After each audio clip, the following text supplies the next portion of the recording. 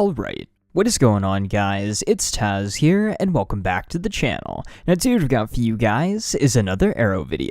Our most recent episode, that being episode 16 of season 7 titled Star City 2040, finally gave us our long-awaited full-on flash-forward episode, and for me this was easily one of my most anticipated episodes of the entire season with how invested I've been in that future storyline, so I'm glad we got a full episode dedicated to it. And was it just me, or did this episode suspiciously enough feel a lot like a Backdoor pilot for that rumored future Black Star and future Team Arrow spin-off series? I did make a whole video on this last week, and I know that the idea of a spin-off focusing on these characters is divisive to say the least, but you can't deny how cool this episode was, and how well it set up for the flash forwards to be their own thing after Arrow does come to an end. And as I did say in that video last week, everything that we know right now about the supposed spin-off is just all rumors and speculation. Nothing has been 100% confirmed. It's being reported by a website with, I guess you could say, a spotty track record with things to say the least, so I wouldn't believe it just quite yet, but this episode definitely does suggest that this might be the direction that they want to take Arrow in the future. So I would definitely say it's looking more and more likely that this was kind of an experiment to test the waters with how a full series devoted to these characters would be received, similarly to Barry's introduction on Arrow back in season 2 or the crossover that set up Legends of Tomorrow. And if this spin-off were to happen, all I'm saying is I'd totally be down for it. Also, really dug that Arrow logo variation for the title card, pretty awesome to signify the future storyline of the episode, so a nice little touch there for sure. But I digress, so let's get back on track of the episode. Our first little part was of course the origin story for Mia Smoke, aka Black Star, who might I add has a pretty awesome theme.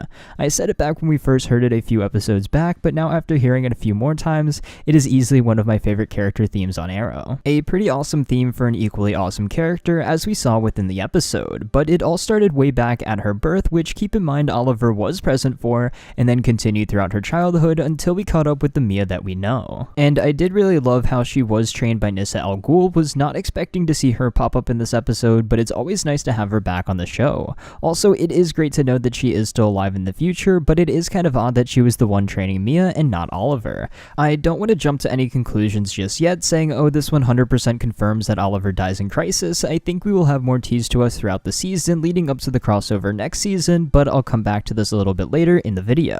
And I mean, Oliver was kind of a very sensitive subject within the episode that was danced around quite a bit, being careful not to spoil his fate within the Crisis crossover. As of now, I'd say it's like 50-50 that he dies or survives, but again, I'll come back to it towards the end of the video. So as the episode continues, we do have Mia find Felicity's secret Overwatch room and storm off to go to Star City. She gets her Black Star tattoo and starts cage fighting, which is where we meet her earlier on in the season.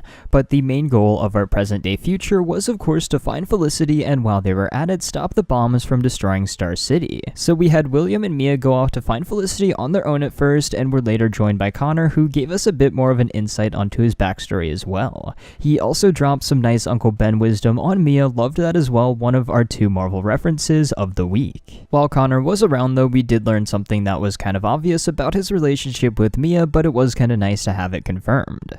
Eventually though, these stories with the future Team Arrow and future Team Vigilante children intersected after they were able to find Felicity, who surprise surprise wasn't dead, but captured by the corrupt organization in the Glades, aka the Eden Corps, that also wants to blow up Star City. They are also a pretty big thing in the comics, so just keep that in mind going forward. So we have Team Arrow back in action in the future to stop the bombs from going off, and in the process we have Mia's badass status confirmed with a couple of pretty awesome action sequences throughout the episode. She just shows up and is all like, "Hi, my name is Mia Smoke and I'm about to kick your butt now if you don't mind," and takes out a room full of guards just like Oliver would do it, and shows off her bow skills to deactivate the bombs as well, just in time to get her awesome theme music as it plays in the background. In the end, future Team Arrow was successful in their mission and were even able to bring Bad Boy Renee around to helping them out, which was pretty nice as well. Something that I did really like towards the end of the episode was when we had our full future Team Arrow all together, and I don't know if it was just me, but it was great to see everyone back together in the future once again. But there was one thing said a few times in this episode that I thought was pretty interesting, and that is of course in reference to the Canaries.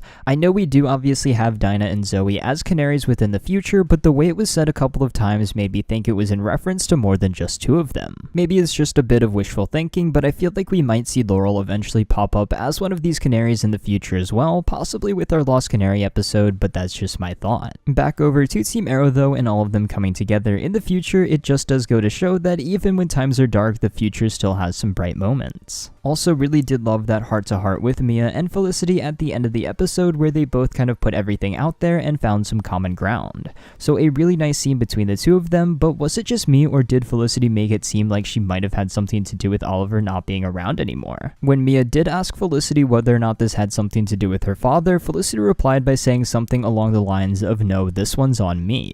So does this mean that Felicity had something to do with Oliver's supposed death or disappearance, or just him not being around anymore? Or is she possibly referencing everything going on with the Eden Core in that she somehow sparked this conflict? So while on the subject of Oliver, not saying if he's dead or alive, but my theory has always been that maybe his deal with the Monitor was to join some sort of multiversal Justice League, meaning he's just off doing some Green Arrow stuff, but who knows. Moving on through to the very end of the episode though, we go back to present day and Felicity has created a 1.0 version of the Archer program, so some very interesting stuff there that possibly ties to the Eden Core stuff in the future.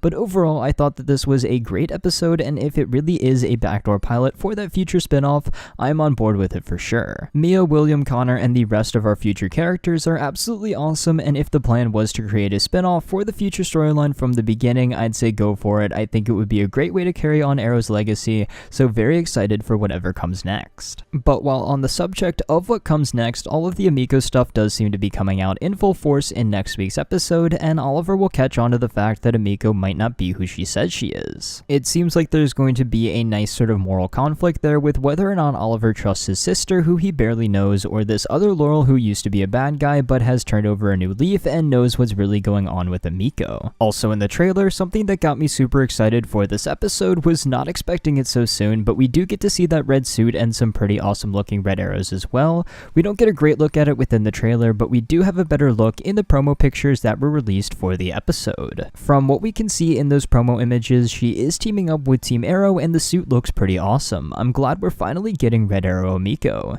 She is going maskless just like Oliver and has sort of a black body armor piece over the red leather, which looks very cool and brings everything together quite nicely. Also, she does have a bit of a different bow to match the new red suit. Overall, from what we can see, I think the suit looks really good, especially with the rest of Team Arrow, and I just can't wait to see her in action within the episode. With this new red suit though, I hope this means that she's finally going to be taking up the mantle of Red Arrow, at least for a bit until Team Arrow inevitably figures out what she did. I hope she's not truly a bad guy and just maybe she's pulling a comic style triple cross on Dante, or has maybe a change of heart or something towards the end of the season, because it would definitely be a shame if Emiko wasn't part of the show or Team Arrow next season. Anyway, there is going to be some pretty awesome stuff going down next week with Emiko and Team Arrow, maybe Dante, and from the synopsis we know it's a big Laurel episode as well, so I'm very excited. But after next week's episode, just like The Flash after their 17th episode of the season, Arrow will be going on break for a few weeks before episode 18, so just a little heads up there. Also, just some quick news in case you guys were unaware, Roy will be back in present day in episode 20 of the season, so get hyped for that as well.